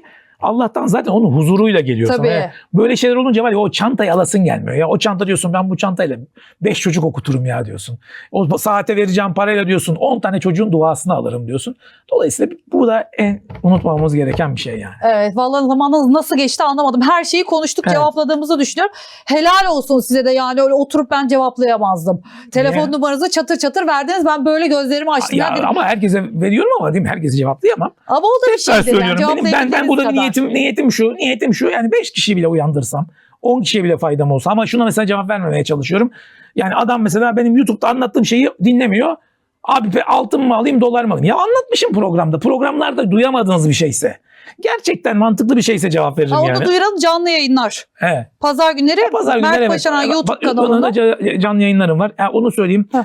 Twitter'ım var. Mert Başaran diye. Instagram'ım vardı. Instagram'ım ve TikTok'umu kapattılar. 2 milyon takipçili Instagram'ım Evet o vardı. çok uğraştık Kapatıldı. ama olmadı. Yani. Çok uğraştık. Sonra bir ara açıldı, sonra yine kapatıldı. Instagram ve TikTok beni istemiyor. Niye istemiyor? Ben Öneri, tavsiye. bu tasarrufu insanlara anlattığım için, işte kredi kartının zararlarını anlatıyorum. Başka şeyler anlatıyorum falan filan. Benim çok olmam istenmiyor. Mesela kredi kartıyla ilgili bir şey de anlatayım mı sana? Vaktin var mı? Var tabii. Bak sana bir şey göstereceğim. Bu arada YouTube, Mert Başaran YouTube'a Mert da girip Başaran, evet, pazar akşamları canlı yayınları var. Onu takip edin. Evet, mutlaka. bakın şimdi kredi kartının şöyle bir özelliği var. İki şeyden dolayı kullanmamanız lazım diyorum. Birincisi, kredi kartı kullandığınızda otomatik olarak alışveriş dürtünüz harekete geçiyor ve nakit elin gitmiyor. Mesela bugün bana 200 lira ya da 400 lira devaleye veremem, elim titrer. Ama kredi kartından cart diye veriyorsun, hiçbir şey fark etmiyorsun. 5.000 lira bir restorana veremezsin, çat çat çat çat, ama kredi kartıyla veriyorsun. Dolayısıyla kredi kartı insanların harcama dürtüsünü arttırıyor. O yüzden zaten çıkarılmış. Bana şunu diyecekler, ama Mert abi işte şöyle faydası var. %3 hatta öyle diyorlar. Böyle ekonomist mi olur? Bunu böyle. %3, 4 evet. Aylık enflasyondan sana fayda sağlıyor. Çünkü bir ay sonra ödüyorsun. Ama %10 ile 30 arasında harcaman artıyor. Buna inanmayanlar lütfen bu programdan sonra kredi kartını 2 ay kullanmasın. 2 ay kullanmadığınızda bana diyeceksiniz ki Mert abi yanıldım diyen çıkarsa gerçekten özür dileyeceğim, ama %99 diyecek ki Mert abi nasıl olduğunu bilmiyorum. %20 tasarruf etmeye başladım. Çünkü elin gitmeyecek ya, elin gitmeyecek. Sen nasıl gidip de bir çantaya 40 bin lira dediğin şey şu kadar abi, hadi bakayım ver. Bu kadar parayı kim çıkarıp bir çantaya verebilir? Orada Varken de verir. hesaplıyor, oradan çekiyor nasıl Ama olsa diyor. internetten tabii görmüyorsun bile. Evet. Çıt çıt çıt çıt çıt. Hele bir de alkol veya işte biraz böyle yorgunluk olan bir insansa kafanda böyle, abi kafan zaten yorgunsun, geceliğin çağırt harcıyorsun. Aman al gitsin. Al gitsin, hatırlamıyorsun bile, sabah kalkıyorsun ben ne yaptım. Bu bir. İkincisi, çok daha önemli bir şey söyleyeceğim. Bunu da ilk defa senin kanalında söylüyorum. Kendi kanalımda da söyledim de ilk defa senin kanalında söyleyeceğim. Bakın şu 200 lirayı, şimdi geçen bir adam, Avrupa'da bir bakan İsrail ile ilgili çok ciddi şeyler söyledi ve hemen Mastercard ve Visa kart dedi ki biz bu adamların kredi kartını, bu adamın kredi kartını kapıyoruz. Bak, yani küresel gücü görüyor musun? Nasıl bir güç var? O paralar nereye gidiyor, anlıyorsunuz değil mi? Şimdi sen şu parayı aldın. Bana dedin ki Mert, ben senin saçını kesiyorum. 200 lira. Ben 200 lirayı sana verdim. Al şu 200 lirayı şimdi. Sonra ben arabanı yıkadım senin. Hı hı. Sen bana ver, yıkamacıyım. Bana 200 lirayı geri. Geri de alıyor bak. Dur. Devam edeceğiz. Bir şey anlatmaya çalışıyorum. Sonra sen gittin bir simit aldın, örnek veriyorum. Al, tekrar 200 lirayı aldın. Sonra ben ne yaptım? Senin saçını yaptım. Sen tekrar 200 lira. Hepsi farklı kişi. Bu 200 lira hala 200 lira. Farkındasın değil mi? Bak, hepsi hala 200 lira. Fakat bunu kredi kartıyla yaptığında, tamam mı? Aldın kredi kartıyla diyelim. Ben sana kartı verdim. İsmim falan şey yapmadım. Şöyle Tamam, yapalım, tersten. Tersten bu kredi kartı diyelim. Hı hı. Sen bu 200 lirayı aldın ya. Aldım. Sana 190 lira geçiyor eline. Sen %5'ini o bankalara verdin. Komisyon. Sonra bir alışveriş yapmaya geldin. Ver bana. Dırt. Saçını kestirdin. 180'e düştü o para. Bir %5 daha gitti. Bu sefer geldin arabayı yıkatmaya. Al, ben sana verdim. 170'e düştü para. %5 daha gitti. Bir daha verdin, 160. Oo. 20 kez alışveriş yaptığında bu 200 lira sıfır oluyor. Bu para nerede biliyor musun? Çok Bu nerede biliyor musun? Anlat. Çok metodolojik. Bu 200 lira nakit kullanırsan sistemde kalıyor ama bu 200 lira 20 kez kredi kartından kullandığında 200 liranın hepsi bankaların oluyor. O bankaların ve o büyük kredi kartı şirketlerinin. Dolayısıyla 20 ayda yani bir ayda 100 bin lira harcayan bir adamsan sen 20 ay sonunda bir maaşın kadar parayı kredi kartı şirketlerine ödemiş oluyorsun. Hiç ruhun bile duymuyor. Tamam mı? Böyle anlatınca çok şey geldi, mantıklı Ve geliyor. bir ömür boyunca Allah ömür verirse işte 50 yıl yaşadın diyelim, tamam mı? 50 yıl para harcadın diyelim. Neredeyse 2 yıl desem 25 kere bir aylık maaşını, yani 25 maaşını, neredeyse 2 yıllık maaşını, 2 yıllık çalışmanı bankalara hediye ediyorsun aslında. Sistem ne kadar iyi. Ve o bankalar ve o kredi kartı şirketleri çoğunlukla kimlerin biliyor musun? Hani dünya yöneten belli bir grup var ya. Onların işte, O ben bunları ailelerin. anlatıyorum diye çok konuşturmuyorlar. Beni çok fazla hiçbir yerde kanallarda kapatıyorlar. Kanalı, Instagram'ım kapatıldı ama aslında o dünya yöneten ailelerin şeyleri işte o chatlerle başlamış. Evet. Onların, yani biz aslında kredi kartı kullandığımızda tam hayatımızın 2 yıllık paramızı aslında onlara hediye ediyoruz. Sistem böyle kurulmuş kardeşim. Kullanmamak o yüzden çok önemli. Ama maalesef şu anki banknot sisteminde çok kolay değil. Çünkü nakitsiz bir toplum hedefliyorlar. Bak, cinsiyetsiz, nakitsiz ve mülkiyetsiz toplum hedefliyorlar. Maalesef. Dolayısıyla çok zorlaştı. Ben cebimde böyle bu kadar parayla dolaşıyorum kredi kartı kullanmayayım diye. Mert Başaran'ın cüzdanında ne kadar nakit var? Valla bugün yani var epey diyelim, ne bileyim, yani çok da ayıp olmasın ama Nakitle yani, ödeme yapıyorsanız. 2-3 bin lira var yani nakit para 2-3 bin liraya dolaşıyorum. Mümkün olduğu kadar nakit kullanmaya çalışıyorum. Kredi kartı çünkü kullandığımda o paranın nereye gittiğini biliyorum. Tüketimimi arttırdığını biliyorum. Mümkün olduğu kadar hani kredi kartı kullanmayın. Kredi kartını kullanmak zorunda olanlar için de var. Biz de zorluk duyuyoruz bazen. Bir tane olsun. Çok değil, 4-5 tane değil. Onda da limiti kısıtlı olsun. Ve mümkünse Avrupa'da, sen daha iyi bilirsin, Avrupa'yı çok iyi biliyorsun. Benim yok kredi kartı. Bravo. Avrupa'da gibi kredi kartı değil, debit kart kullanıyor. Mesela Evet, Hollandalılar debit kart kullanır. Yani debit kart şu, banka kartı maaşın kadar konuşuyorsun. 50 bin liram var. 49.999 olduğumuz bitiyor paran kardeşim. Bunda öyle değil ki. Bunda 50 bin liran var. Ama adam sana 300 bin lira vermiş. Harca diyor, harca, ne olacak diyor. Sonra bir borca sokuyor seni. Benim yıllardır yok arkadaşlar. Evet, Hiç yıllar evet. kendimi Ve bu bize bilmeli. şunu sağlıyor. Yok. Mecburen gidemeyeceğim restorana gidemiyorum. Mecburen gidemeyeceğim tatile gidemiyorum. Mecburen gelecekte hayatımı temlik etmiyorum. İpoteklemiyorum. Öbür türlü ben şu an kredi kartı aldığım anda bana verecekleri limitle ben dünyanın en güzel yerine tatile giderim. Ne oldu? Bir hafta güzel tatil yaptım. Bol bol selfie, bol bol fotoğraf. Sonra hayat boyu onu ödeyeceğim. Bir yıl onu ödeyeceğim.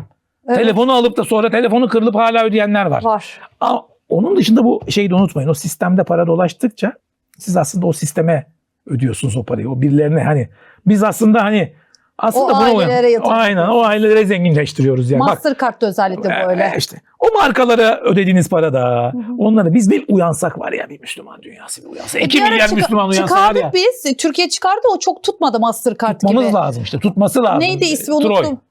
Çıkardı. Onu tutmamız tutmadı lazım. o. Arabalarımızın tutması lazım. Komisyon, çünkü orada şey oluyor, Mastercard. Yani işte en onlara azından veriyoruz. ülkemizde yani bunları kullanmamıza, bizim biraz daha bunlara odaklanmamız lazım. Bunlara odaklansak çok müthiş bir ülke oluruz. Para oralara gitmez ama hani bunları çok yaptırırlar mı? O tip insanları yaşatırlar mı? O da ayrı bir konu. Başına bir şeyler gelir mi? Bunlar da çok büyük çünkü işler bunlar. Hani şu an anlattığım olay trilyonlarca dolarlık bir ekonomi. Bunu ben mesela bugün yaşıyorsam veya bugün bunları rahat rahat konuşuyorsam toplumun %90'ı beni deli deyip ciddiye çok almadığı için. Estağfurullah. Yani Yok bizim ya, halk alta yazıyor, öyle. küçümsüyor. Yani sen bilmiyorsun, ne anlarsın işte falan, eğitimin ne, yaşın kaç, bilmem ne falan filan. Çok şükür öyle ama halkın %100'ün müddesi var Genelde ya. şey yazıyor, sen o zorlukla mı yaşıyorsun, kredi kartı kullanıp laf ediyorsun. diyorlar. Ama biz hayatımız boyunca bunu yaşadık ya. Yani yaşamasak, yani babalarımızın kredi kartı mı vardı, yani nasıl yaşadı? Zorluktan dolayı zaten kredi kartı geçici bir pansuman veriyor. Anlatabildim mi? Yani sonuçta bu arada illa kullanacaksan da limitin düşük olsun, bari bir tane olsun. Çoğaltın anı, tüketimin artıyor diyorum. Ya dene. Neyse, ama sonuç itibariyle çok ciddi alınsa, düşünsene herkes bu kredi kartı sistemini durdursa. Herkes o Alman arabalarını almaktan vazgeçse. Herkes Türk arabası alsa. Bambaşka bir ülke oluruz. Herkes Türk markalarını kullansa. Burada şöyle bir şey, ne gerek var? O parayı da gitse. Ya düşünsene, şu an 50 bin liralık çanta var. Ya 100 bin liralık çanta var. 100 bin liralık çanta yerine 2 bin liralık çanta kullansan. 98 bin lirayı çocuklara okutmaya harcasan. Bu ülke bambaşka bir ülke olur. O var ya, o Fransa'da yaşayan O para sahipleri de var ya, kafayı böyle duvarlara vururlar. Ben ne yapacağım ya? Neyle? Ama adamlar şimdi o kadar rahat ki basıyor damgayı. Bir de Türkiye'de ürettiriyorlar, biliyor musun? Evet maalesef. Türkiye'de üretiyor adam, yurt dışından da ya biz Fabrikaları marka burada. hastası bir toplum olmuşuz. Çocuklar bile bilmem çıldırıyorum ya, ben şu markayı istiyorum, bu markayı istiyorum ya. O kadar çocuklarımızı zehirlediler ki markayla. Neler var, ne markalar var ya. Hiçbir Var. değeri olmayan şey ya. Ya. Eski püskü şeyi satıyor adam. Bir de eskitiyor, bir tane marka var. Evet o ayakkabıları değil mi? Ha. O yıldızlı var ya Yıldızlı ayakkabılar. markayı eskitmişler. Eski Eskitiyor. diye seviniyor. Evet. O yüzden benim Kotlarda da oluyor. benim kotum da Türk markası. Bu da Türk markası, tamam mı? Ayakkabım Türk markası mı bilmiyorum. Markasının ne olduğunu bilmiyorum. Ondan sonra ya ben mümkün olduğu kadar varsa Türk markası. Eğer yabancı marka alacaksam da yine en ucuzunu almaya çalışıyorum. Yani mümkün olduğu kadar, ya sonuçta o paralar nereye gidiyor belli değil abi yani. Kime? Ben İspanyol markaları. Buradan da gizli alt mesaj. Niye İspanyol? O şey, Ha, İspanyol şu anda evet. İspanya evet, şu an en iyisi. Petro. Evet, Selamlar. gerçekten evet. İspanya şu anda dik duruş sergiliyor. Evet çok Ya güzel. biraz daha ya biz böyle olsak var ya, bak hiçbir şey olmaz. Ya düşünsene 2 milyar Müslüman, ya dünyanın 1/4 şu anda durdursa Alman arabalarını almayı. Almanya var ya, bütün her şey İsrail'e Toplu desteğini oldu, o çeker. kadar satmadı yani. İşte bizde ama çok yok, reklamı toplumda iyi. sorun var abicim, toplumda sorun var. Maalesef. Biz seviyoruz markayı, gösterişi. Yani biz gerçekten hem ağlıyoruz hem gidiyoruz yani. Ya hem diyoruz ki kahrolsun bilmem ne diyoruz. Ama gidiyoruz o en çok destek veren adamların arabasını alıyoruz yani. Yanlış Ama mı? Kredi kartları da çok iyi Evet, şey yapıyor. evet. Geçen aramış beni ikna etmek için. Vallahi hipnotize oluyor insan böyle anlatınca. Kullanmıyorum dedim. Kullanmıyorum. Düşün yakamdan. Yok mil veriyorlarmış. Ya o mili ben ne yapacağım ya? O mili ne yapacağım? İstemiyorum ben. Birikiyor mili. diyor. Tasarruf diyor işte. Tasarruf harcadığın paralar yok. Kardeşim. Yok öyle bir şey. Bak yine diyorum. Bir harcamayın 2 ay. İmkan verin. 2 ay kendinize harcamanız düşmüyorsa ben hatalıyım. Kullanın kardeşim. Kredi kartı, özür diliyorum sizden. Dileyecek. Yani Dileyeceğim bir de bana yazın, diyeceğim abi. Sizden özür diliyorum. Ama istatistik bu abi. Adamlar kredi kartını niye çıkarmış ya? Adam aptal mı? Sana bunu veriyor. Yani bunu baba oğluna vermez ya, 1 ay sonra öde diyor adam. Ya 1 ay sonra öde diyorsa bir şey biliyor bu adam. Diyor ki bu 1 ay içinde diyor harcamayacağı bir sürü şey alacak diyor. Hayatının bir döneminde diyor ben onu köle yapacağım diyor. Kitliyor kendini. Kitledi ya. 1 yıl demlik yaptın. O bankanın çalışanı oluyorsunuz arkadaşlar. Bravo. Hatta o ailelerin işte, Evet. dünya yöneten ailelerin. Onların çalışanı Ve hesapladım oluyorsunuz. bakın 2-2,5 yıllık paramız oraya gidiyor. Bu kadar basit. İstatistik bu yani. Tamam. Teşekkür ediyorum. Ben teşekkür Yeni ederim. bölümde görüşmek üzere. Merak ettiklerinizi videonun altına yazın. Hoşçakalın.